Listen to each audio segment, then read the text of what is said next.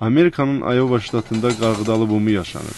10 illərlə qarğıdalı təsərrüfatı ilə geriləyən Qalva kimi qəsəbələrdə indi yeni evlər tikilir. Yerli məktəbin yeni tikilən 400 nəfərlik incəsənət mərkəzi açılıb. Həmçinin Alan Bent kimi fermerlər də yeni avadanlıqlar alır. Bu mənim yeni kombaynımdır.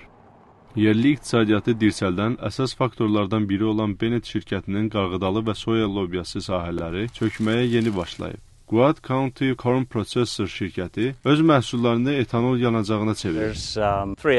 Buradan bir neçə dəqiqəlik məsafədə yerləşən 3 etanol zavodu fəaliyyət göstərir.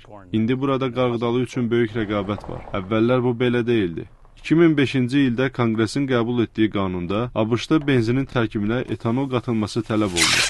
Bunun səbəblərindən biri də ölkədə daha çox yanacaq istehsal etməkdir, deyə Gwinnett County-nin meneceri Delaine Johnson bildirir. Biz yerli məhsulları istehsal etməklə yaxın şərqdən asılılığımızı azaldırıq. Biz o bölgəni qorumağa çalışdığımız üçün pul xərcləmişik. Hökumətin tələbləri çoxaldıqca yerli etanolun istifadəsi çoxalıb. İndi ABŞ qarğıdalı məhsulunun ən az 1/4 yanacağa çevrilir. İqtisadçılar bildirir ki, 2005-ci illə müqayisədə qarğıdalı qiymətinin 3 dəfə artmasının səbəblərindən biri budur. Bill Tentenger Iowa ştatının Lemars qəsəbəsində qarğıdalı yetişdirir. Lakin o donuzları da qarğıdalı ilə yemləyir. O müəyyən dərəcədə etanol istehsalını dəstəkləyir. Heyvanın yeyə biləcəyi qarğıdalı tələbatını ödəmək üçün artıqlaması ilə iş görülür.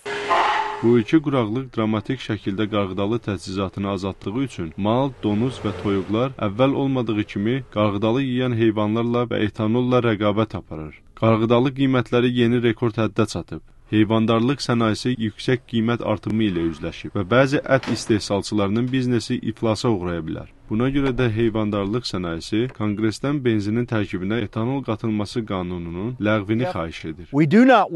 Əgər biz bu qanunun ləğvinə nail olmasaq, etanol sənayesi spirt istehsalını davam etdirəcək. Nəticədə məhsul yeyiləcək və qida sənayesində istifadə edilməyəcək. Tentenger deyir ki, ərzağın qiyməti qalxaraq zəif iqtisadiyyatdan əziyyət çəkən istehlakçılara daha pis təsir göstərəcək. Lakin fermer Alan Bennett qanunun ləğv olunduğu təqdirdə bunun qəsəbə və istehlakçılara zərbə olacağını deyir.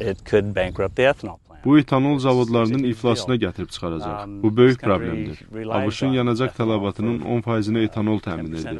Amerika üçün etanol istehsalı sərfəlidir. Bill Tentenger razılaşır, lakin o deyir ki, bu iki quraqlıq onu fərqli düşünməyə vadar edir.